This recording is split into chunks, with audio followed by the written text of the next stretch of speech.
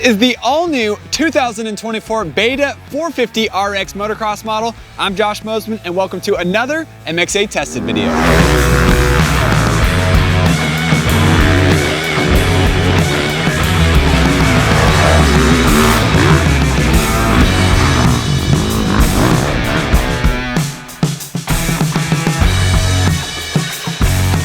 Today is an exciting day because we are finally getting a chance to ride this 450 four-stroke dirt bike that we've heard about for a long time. Beta has been around since 1905. That's almost 120 years, and they've specialized in the off-road market. Beta is an Italian motorcycle manufacturer, still family-owned since 1905, and now they are jumping into the motocross market. But this isn't the first motocross bike they've made. They actually made a 2021 Beta 300 RX motocross two-stroke. We got to test that bike as well as some other off-road models, and we're excited to test this 450 here today.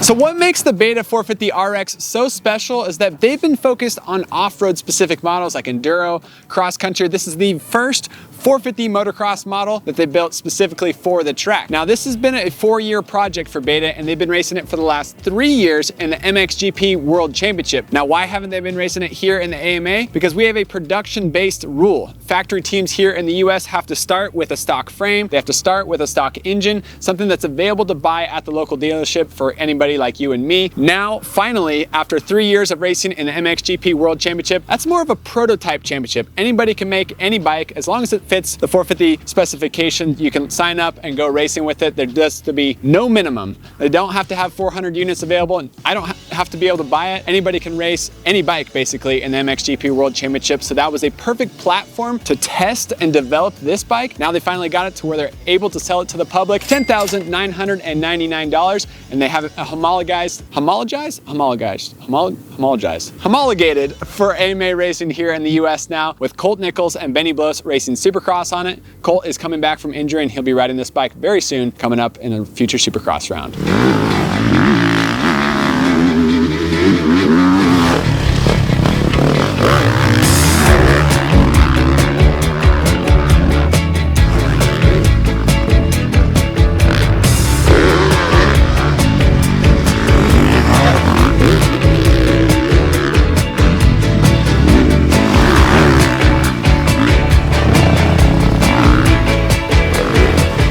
So one thing that is unique about this bike is this is the only 450 four-stroke that Beta sells currently. They make a ton of off-road models, like a bunch of two-stroke models and a bunch of four-stroke models. They got the 350, 390, 430, and 480. So they got 4 different big bike four-strokes. Pretty wild that they have so many different specs there, but this is the only 450 motocross model and the only 450 engine that they currently have. Highlighting some other aspects about this bike, inside the clutch, KTM copy. It's got the beveled washer, very nice for actuation, not the coil springs that you find on some of the Japanese manufacturers. Other aspects about this bike, it does have a steel frame. It's the only other major manufacturer right now that has a steel frame other than the KTM group with KTM, Husky, and Gas. It has an aluminum subframe. The muffler is extremely long, reminds me of the KX450 from last year, and it's completely exposed, which I think makes it feel even longer as well. The swing arm, powder coated black, that's pretty cool. The brakes are all powder coated black as well, kind of a factory look. It's got a Brembo hydraulic clutch system, and it's got Nissan brakes front and rear with steel braided brake lines. Also, the plastics, of course, are exotic looking with this kind of brightish reddish orange color mixed in with the blue. Exotic looking bike that'll definitely grab the attention in the pits.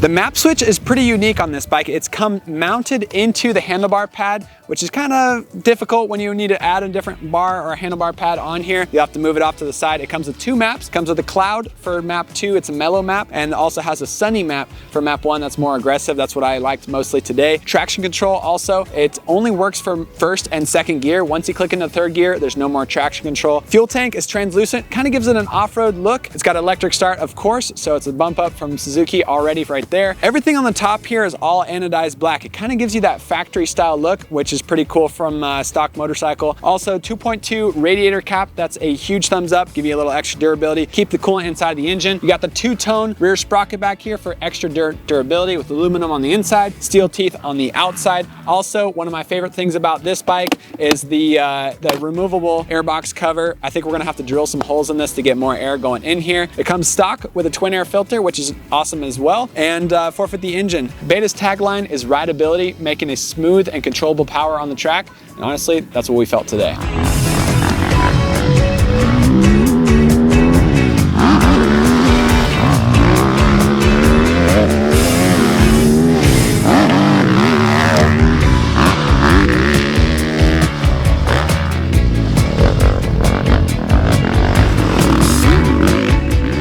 So most motorcycle manufacturers advertise how fast and how strong their engine is. Beta takes a very humble approach with their marketing, talking about rideability on all of their motorcycles. 450 motocross bike is no exception. They're also promoting the rideability tagline with this bike, making it smoother and easy to control on the track. That is not the case with the other manufacturers. They boast about how fast their 450 engines are, and to be honest, most riders at the track, especially here at Glen Helen and in Southern California, they don't need a 450 four-stroke.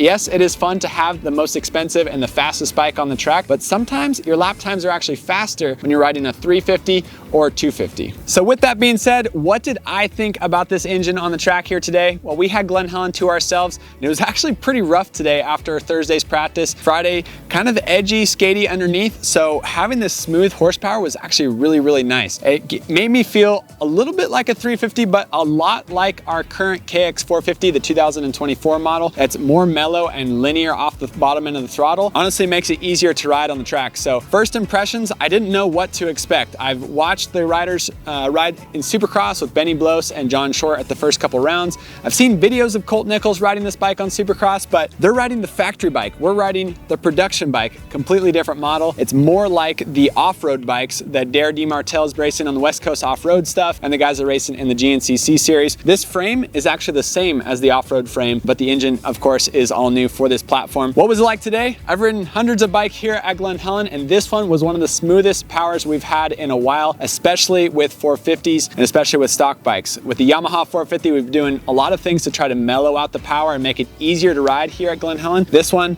very smooth and mellow here today. Another thing we've noticed, the rev limiter on this Beta 450 RX, very, very weird. It's slow and kind of harsh, if that makes any sense. At first, that sounds like the bike is cutting out, but it's really just the rev limiter. Watch, I'm gonna hit this jump and listen to hear how different the Beta rev limiter is. It's not cutting out, it's just different.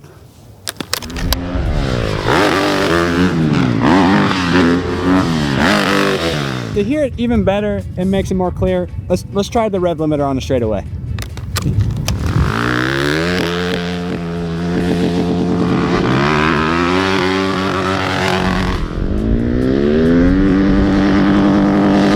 And I wasn't the only guy riding the bike today. We also had MXA test rider Josh Fout on it as well. Let's hear what he thought about the power. I get a lot of bikes assigned to me from Josh and Jody, so I get a wide variety of bikes I ride. I've been on the Husky, I've been on the KX 450 a lot lately. We've been trying to get more power out of that bike. Airbox mods, we threw the whole kit and caboodle at it. Twisted helped us, but getting on this bike today surprised me. This bike is a little closer to the KX 450 than I expected. Real mellow on bottom, second gear in corners, pulls mid to top, maybe a bit more than the Kawasaki, closer to a Husqvarna. For me, shifting gears was a bit odd. It seemed like there was a little notchy, maybe like the ignition retarded in between gears. It kind of felt like a KTM quick shift. A little weird, but you can deal with it.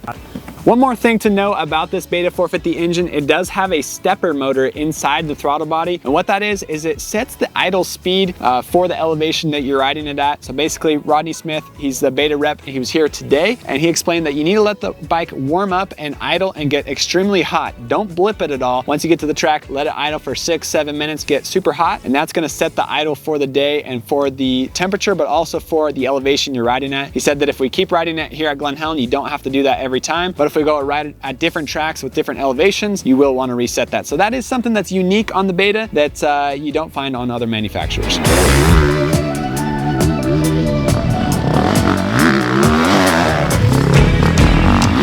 So Of course, this bike is all new, and I was expecting to have to work through some teething phases on the track here today, especially when the track is as tough as it is. It's kind of a sneaky tough today where it looks smooth on video, but it's rough underneath, and that's what really tugs your front end. My biggest complaint, and even the other Josh's biggest complaint, was with the front end of this bike. I did feel like it was pretty stable here today. It is a fairly new motorcycle. I think it has about 2 hours on it, so it's still kind of breaking in, but finding stability and comfort with the front end, understanding exactly where it's going to go and trusting it, that was the most difficult part for me. The front end was actually kind of high. Like I mentioned, I did put more weight on the front end. That helped. Normally when you have a busy front end, sometimes you want to take weight off the front end, lower the sag, rake it out to be a little more stable, but actually putting more weight on the front end helped. I went 4 clicks softer on compression. We also went in on the high speed. So Josh, I mean, similar complaints to me or what? Yeah, just it being busy. You know, we had to get more weight on the front. That fine line between traction, stability, and comfort, it was tough. And the track was toast to say the least, right? So it was pretty tough. But we ended up doing some changes, going out on the REM track where it was a little bit smoother, and the bike's pretty comfortable. You know, it tracks really well, but it's Glen Helen. That's why we're testing. Yeah. So we have Maxxis tires, front and rear. Honestly, I'm not sure if it's the front tire that I was complaining about, or if it's too much oil in the forks, a little bit stiff on the front. I weigh 171. I weigh the same as my number is, so it's like my dialed in weight right now. 171. But what do you weigh on that? Yeah, my number is going to be a bit higher than that. I'm 200. 200. Okay, 200. So for us today, a little stiff on the front end, a little busy on the front end, but what did you do to fix that? You liked the mellow map, right? I went mellow map because track was so loose. Well, I guess it was hard packed loose, so it was hard to get traction. Yep. So it kind of lugged the bike more. Maybe didn't bind the chassis as much. I just enjoyed it better. Easier, more luggability. Yeah. And so Josh mentioned he was second gear in the corners. I actually liked first gear in the corners, which isn't normal for a 450. Normally you're second or even third gear in some of the turns. I liked first gear because it had more engine braking. Now, more engine braking adds weight on the front end. It kind of slows the bike down and gives you more feel for what the front end is doing. When I rode second gear, there's almost no engine braking in my opinion, which is good for the fast downhills and coming into corners sometimes. But if you're uncomfortable with the front end, you want a little more engine braking, a little more weight on the front. So I was first gear in the tight corners.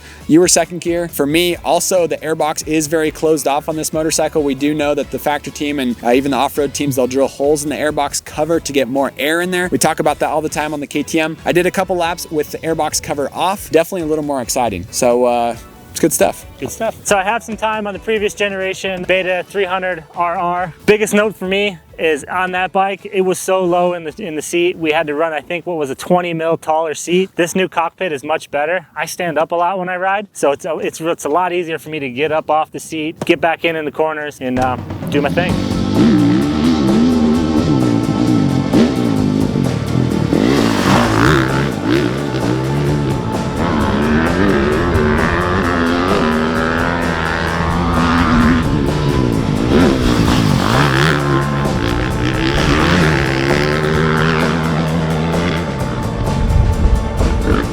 So although this bike is brand new from the ground up, we did not take it easy on this thing today. We brought it to an extremely tough track. At the end of the day, like I said, it's very rough. I already mentioned it multiple times.